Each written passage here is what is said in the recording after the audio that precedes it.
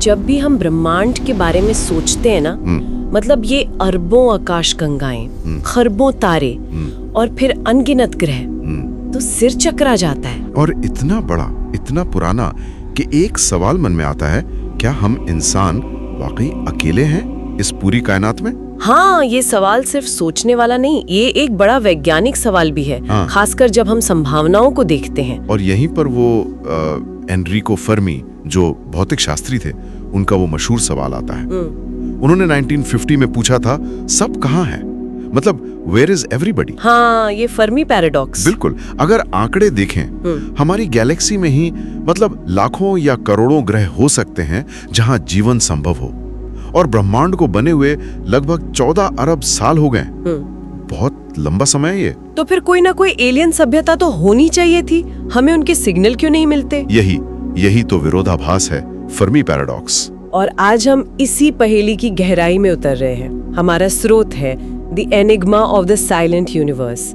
ये स्रोत इस ब्रह्मांडीय खामोशी के कई संभावित कारणों को देखता है। तो आज हम कोशिश करेंगे कि इसके कुछ खास विचारों को समझें। आखिर ये यूनिवर्स इतना शांत क्यों है? अजीब है ये। इस शांति को समझने के लिए ना पहले हमें स्केल समझना होगा। मतलब कितना बड़ा है ये सब। हमारी अपनी गैलेक्सी मिल्की वे, इसमें ही अनुमान है कि 100 से 400 अरब तारे हैं। बाप रे, 400 अरब? हाँ, और ऐसी अरबों गैलेक्सियां हैं पूरे ब्रह्मांड में। और अगर हम वो ड्रेक इक्वेशन जैसे तरीकों से अंदाजा लगाएं कि कितनी सभ्यताएं हो सकती हैं, तो भले ही हम बहुत कम वैल्यू भी रखें हर फैक्टर की, फिर भी नतीजा यही आता है कि कई सभ्यताएं होनी चाहिए। सिर्फ जगह ही नहीं, टाइम भी तो बहुत है। बिल्कुल। ब्रह्मांड 13.8 अरब साल पुराना है। हमारी पृथ्वी को बने 4.5 अरब साल हुए। तो जीवन को पनपने, फिर इंटेलिजेंट बनने, फिर टेक्नोलॉजी बनाने अरबों साल मिले हैं। तो अगर कोई हमसे मान लीजिए 10 लाख साल पहले भी शुरू हुआ हो, हाँ, जो यूनिवर्स के स्केल पर कुछ भी नहीं है, बिल्कुल पलक झपकने जैसा, तो उन्हें तो अब तक मतलब पूरी गैलेक्सी में फैल जाना चाहिए था कोई तरीका निकाल कर, जैसे वो वॉन न्यूमन प्रोब्स होते हैं। एग्जैक्टली, सेल्फ रेप्लिकेटिंग प्रोब्स उन्हें यहाँ होना चाहिए था। या कम से कम उनके कोई निशान, उनके बड़े बड़े प्रोजेक्ट्स, उनके सिग्नल कुछ तो मिलना चाहिए था। लेकिन मिलता कुछ नहीं, सिर्फ खामोशी। हाँ, बस यही खामोशी। और इसी की व्याख्या करने के लिए कई सिद्धांत हैं। और ये जो हमारा स्रोत है, the enigma of the silent universe, ये कुछ खास सिद्धांतों पर रोशनी डालता है। तो चलिए देखते हैं क्या कहता है स्रोत। एक जो मुख्य आइडिया है वो है द ग्रेट फिल्टर्स थ्योरी, महान बाधाओं का सिद्धांत। ये सुनकर लगता है कि शायद जीवन बनना या टिके रहना उतना आसान है ही नहीं जितना हम सोचते हैं। हाँ बिल्कुल, ये थ्योरी कहती है कि जीवन के शुरू होने से लेकर एक ऐसी इंटरस्टेलर सभ्यता बनने तक जो तारों के बीच आ जा सके, इस पूरे रास्ते में कई बहुत बड़ी रुकावटें हो सकती हैं। फिल्टर, और ये फिल्टर इतने मुश्किल हो सकते हैं कि शायद ही कोई सभ्यता इन्हें पार कर पाती हो। अच्छा। और इसमें एक पेच है, अगर वो फिल्टर हमारे अतीत में है, मतलब हम उसे पार कर चुके हैं, तब तो हम बहुत लकी हैं। लेकिन अगर वो फिल्टर भविष्य में है, तो शायद हमारा अंत नजदीक है। ओह, ये तो डरावनी बात है। किस तरह के फिल्टर्स की बात हो रही है यहाँ? स्रोत क्या बताता है? कई संभावनाएं, जैसे एक बड़ा फिल्टर शायद जीवन की शुरुआती हो, मतलब नॉन लिविंग केमिकल से पहली लिविंग सेल का बनना। हो सकता है ये इतना रेयर हो कि पूरे यूनिवर्स में बस एक बार हुआ हो यहीं पृथ्वी पर। ये हो सकता है। या फिर फिल्टर हो सकता है सिंपल सेल से कॉम्प्लेक्स मल्टी सेलुलर लाइफ का बनना, जैसे जानवर, इसमें भी अरबों साल लगे पृथ्वी पर। या फिर इंटेलिजेंस का विकसित होना, भाषा का आना, ये भी एक बहुत बड़ा फिल्टर हो सकता है। और स्रोत इस पर भी तो गौर करता है कि सबसे बड़ा फिल्टर शायद हमारे आगे हो। बिल्कुल, ये विचार ज्यादा डरावना है। बिल्कुल, एक बहुत सीरियस संभावना है जिसे स्रोत रेखांकित करता है। हो सकता है कि हर टेक्नोलॉजी वाली सभ्यता एक पॉइंट पर पहुंचकर खुद को ही खत्म कर लेती हो, जैसे न्यूक्लियर वॉर से, या क्लाइमेट चेंज कंट्रोल से बाहर हो जाने पर, या कोई खतरनाक एआई बनाने से। या फिर एक और फिल्टर हो सकता है फिजिक्स के नियम। शायद इंटरस्टेलर ट्रैवल, मतलब एक तारे से दूसरे तारे तक जाना प्रैक्टिकली इम्पॉसिबल हो, बहुत ज्यादा एनर्जी चाहिए हो, या टाइम बहुत लगे, या रेडिएशन का खतरा हो। अगर ऐसा है तो हर सभ्यता अपने सोलर सिस्टम में ही कैद होकर रह जाती है। तो ये सवाल खड़ा हो जाता है, और स्रोत भी इसे उठाता है, क्या हम इंसान उस ग्रेट फिल्टर को पार कर चुके हैं? क्या मुश्किल दौर पीछे छूट गया, या असली चुनौती वो फिल्टर जो ज्यादातर सभ्यताओं को मिटा देता है वो अभी आने वाला है? ये सोचकर तो अपनी हालत कितनी नाजुक लगती है। सही कहा, ये थ्योरी हमें विनम्र बनाती है। शायद हम अकेले नहीं हैं, बल्कि उन कुछ खुशकिस्मत लोगों में से हैं जो अब तक बच गए हैं, या फिर हम उस फिल्टर के एकदम मुहाने पर खड़े हैं। ठीक है, ग्रेट फिल्टर एक मजबूत व्याख्या है, लेकिन स्रोत कुछ और भी आइडियाज देता है जो थोड़े अजीब से लगते हैं, जैसे जू हाइपोथेसिस, चिड़ियाघर परिकल्पना। इसका क्या मतलब है? हाँ, ये सुनने में साइंस फिक्शन जैसा लगता है, पर फर्मी पैराडॉक्स का एक लॉजिकल हल हो सकता है। ये कहता है कि एडवांस्ड एलियन सभ्यताएं हैं, मौजूद हैं, लेकिन वो जानबूझकर हमसे कांटेक्ट नहीं कर रही। अच्छा, क्यों नहीं कर रही? वो हमें दूर से देख रही हैं, स्टडी कर रही हैं, बिल्कुल वैसे ही जैसे हम किसी नेशनल पार्क में जानवरों को देखते ना, उनके नेचुरल माहौल में बिना छेड़छाड़ किए। लेकिन क्यों? उनका मकसद क्या हो सकता है ऐसा करने का? स्रोत कुछ बताता है इस बारे में? स्रोत कुछ वजह बताता है। शायद वो हमारे विकास में, हमारी हिस्ट्री में दखल नहीं देना चाहते हो सकता है उनका कोई नियम हो, कोई कोड हो, जैसे प्राइम डायरेक्टिव होता ना साइंस फिक्शन में, कि कम विकसित सभ्यताओं से तब तक संपर्क मत करो जब तक वो एक लेवल तक मैच्योर ना हो जाए, तकनीकी या सामाजिक रूप से। या ये भी हो सकता है कि वो हमें खतरनाक मानते हो और दूरी बनाए रखना ही बेहतर समझते हो। तो इस नजरिए से देखें तो पृथ्वी एक तरह का protected cosmic wildlife reserve हो सकती है। अरे वाह, मतलब हम किसी galactic do not disturb sign के पीछे जी रहे हैं। ये सोचकर थोड़ी राहत भी मिलती है कि शायद हम अकेले नहीं हैं, पर यह भी लगता है कि हमें कितना पिछड़ा हुआ समझा जा रहा होगा, जैसे हम किसी के स्टडी का सब्जेक्ट हो। हाँ, ये हमारे कॉस्मिक ईगो को थोड़ी चोट तो पहुंचाता है, पर ये खामोशी की एक व्याख्या तो है कि वो यहीं हो सकते हैं, बस दिखना नहीं चाहते। इसी जानबूझकर चुप्पी से जुड़ा एक और नजरिया है जिसे स्रोत साइलेंट यूनिवर्स हाइपोथेसिस कहता है। ये जू हाइपोथेसिस से अलग कैसे है? यहाँ चुप्पी क्यों है? ये थोड़ा अलग है।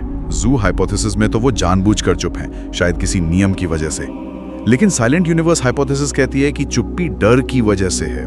मतलब ब्रह्मांड शायद इसलिए शांत है क्योंकि हर कोई चुप रहने में ही अपनी भलाई समझता है।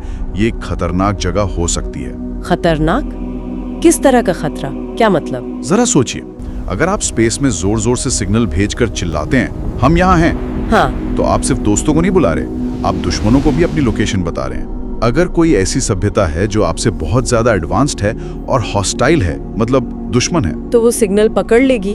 बिल्कुल, और वो आपको एक फ्यूचर थ्रेट मानकर खत्म करने का फैसला कर सकती है, सिर्फ अपनी सेफ्टी के लिए। तो ये खामोश ब्रह्मांड वाली बात एक तरह से चेतावनी है कि सिग्नल भेजना बेवकूफ़ी हो सकता है।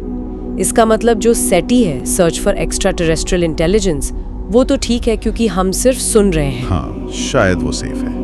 लेकिन METI, messaging to extra terrestrial intelligence, मतलब खुद संदेश भेजना, वो खतरनाक हो सकता है। स्रोत इसी रिस्क की तरफ इशारा करता है। शायद जो एडवांस सभ्यताएं हैं वो जानती हैं कि यूनिवर्स में अनजान लोगों पर भरोसा नहीं किया जा सकता, इसलिए वो चुप रहती हैं। ब्रह्मांड की खामोशी एक तरह की सहमी हुई चुप्पी हो सकती है, सब अंधेरे में दुबके हुए। भीर विचार है।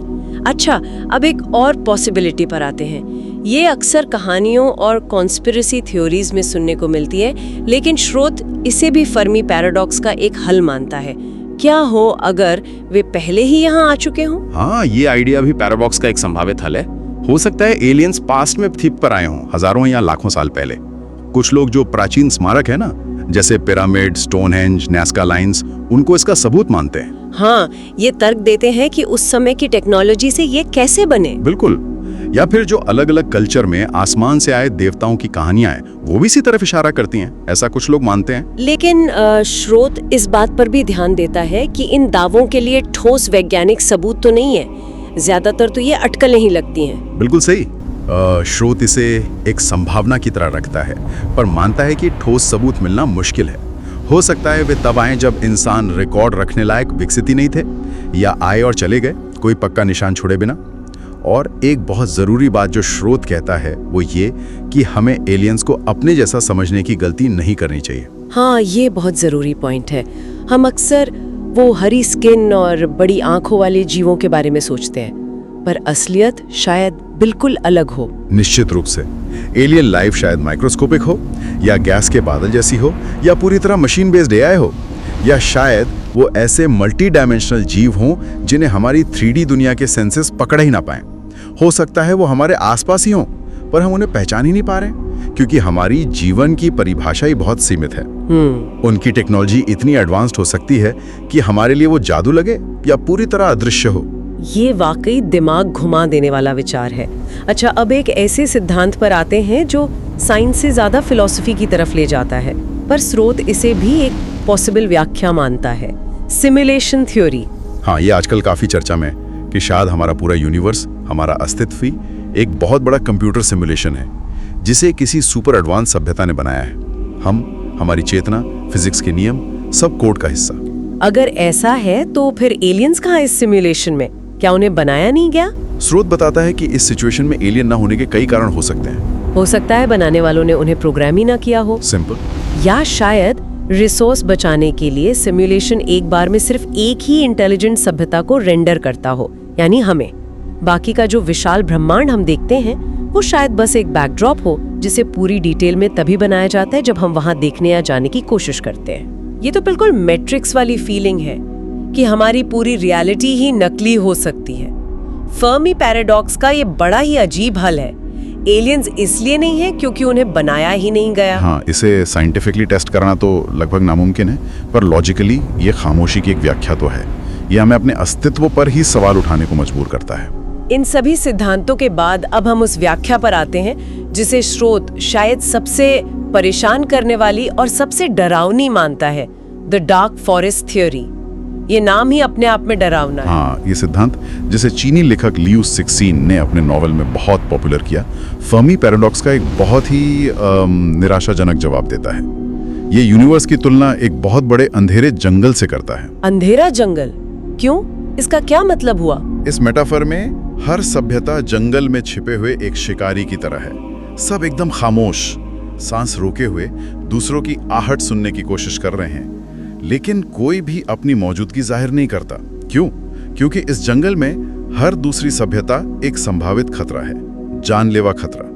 लेकिन सहयोग क्यों नहीं, दोस्ती क्यों नहीं, हर कोई दुश्मन ही क्यों माना जाएगा?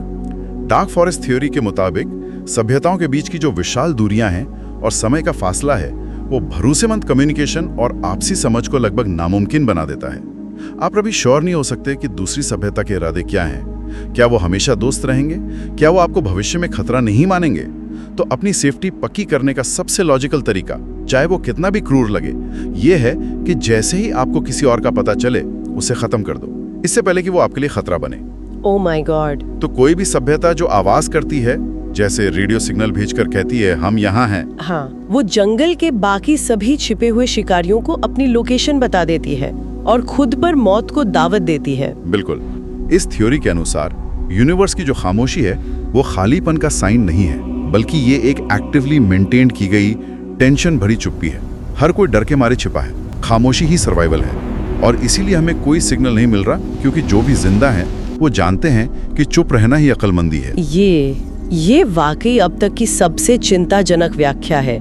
इसका मतलब है कि ब्रह्मांड खाली नहीं बल्कि खतरनाक है, और हमारी ये चुप्पी ही हमें बचाए हुए है। ये तो सेटी और खास कर मेटी पर फिर से सोचने को मजबूर करता है। हाँ, यही ये सिद्धांत का निचोड़ है। जैसा स्रोत बताता है, ये हमें एक बहुत ही अनकंफर्टेबल सिचुएशन में डाल देता है। तो इन तमाम सिद्धांतों के बाद ग्रेट फिल्टर, जू hypothesis, silent universe, simulation, dark forest, हम कहाँ पहुँचते हैं?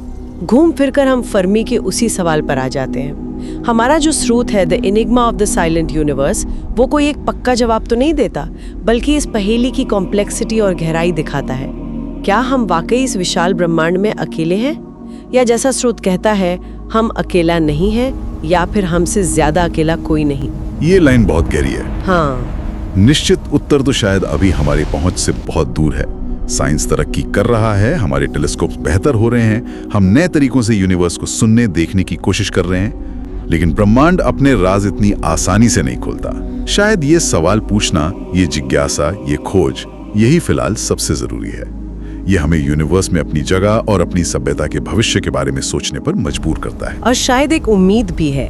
हो सकता है, जैसा स्रोत आखिर में इशारा करता है, कि जब इंसानियत थोड़ी और मैच्योर हो जाएगी, ज्यादा समझदार, कम सेल्फ डिस्ट्रक्टिव, तब शायद यूनिवर्स से कोई फुसफुसाहट सुनाई दे, या शायद तब हम उसे सुनने या समझने के काबिल हो पाएंगे। तब तक जैसा स्रोत कहता है, हमें सुनना होगा, खोजना होगा और सोचते रहना होगा। We listen, we search, we wonder. और हम इस चर्चा को फर्मी के उसी अनसुलझे सवाल के साथ यहीं खत्म करते हैं। सब कहाँ हैं? क्या वो किसी ग्रेट फिल्टर के पीछे फंसे हैं? क्या वो हमें चुपचाप देख रहे हैं? क्या वो डर के मारे छिपे हैं? या शायद वे यहीं हैं, हमारे बीच किसी ऐसे रूप में जिसे हम अभी पहचान नहीं पा रहे हैं? ये सवाल सोचने के लिए छोड़ जाता है।